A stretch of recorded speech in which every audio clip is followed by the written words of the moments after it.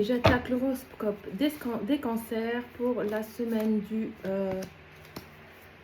29 juin au 5 juillet avec l'oracle Intuition de l'âme qui est mon horoscope. Oh, je recommence. Mon oracle auto-édité. Vous prenez ce qui vous parle. Si ça ne vous parle pas, eh ben, vous passez votre chemin. C'est qu'il n'y a rien vous n'avez rien à recevoir. Ou sinon, essayez votre signe ascendant. Vous aurez plus de chance avec votre ascendant. Alors, qu'est-ce que j'ai? Alors...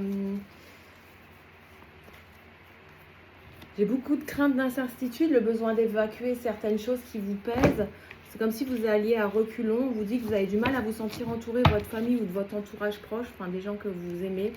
On dit qu'il y a quelque chose qui va arriver plus ou moins rapidement, ou ne pas vous précipiter pour bien faire les choses. Il va falloir prendre votre temps et pas y aller à reculons. Ce qui peut vous bloquer, c'est des manques de solutions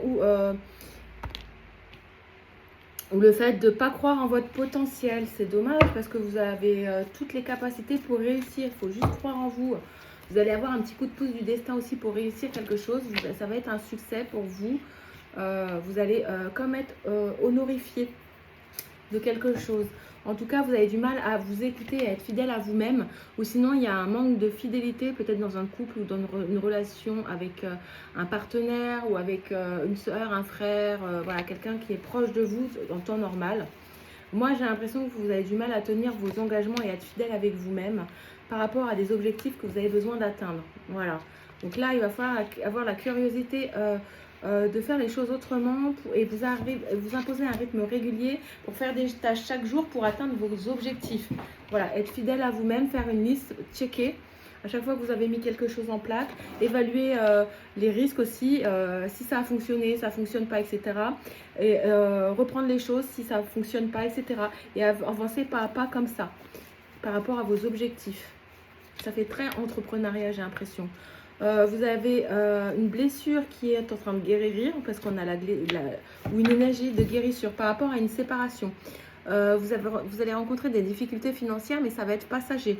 Vous allez remonter la pente tout doucement et reprendre confiance en vous après une rupture ou une séparation, soit avec un travail, soit avec un partenaire.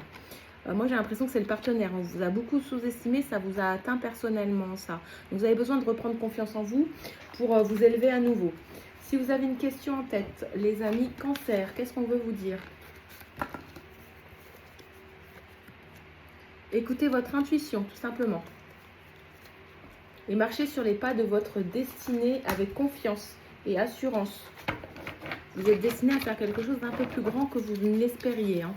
Donc, mettez-vous en marche. Hein. Et on vous dit, avec l'oiseau plongeur, écoutez la chanson de votre âme. Faites confiance en votre intuition car vous avez la manière de savoir émerger de la vie trépidante et chercher plus de solitude. Reconnaissez que vous êtes un être unique et que vous êtes aimé.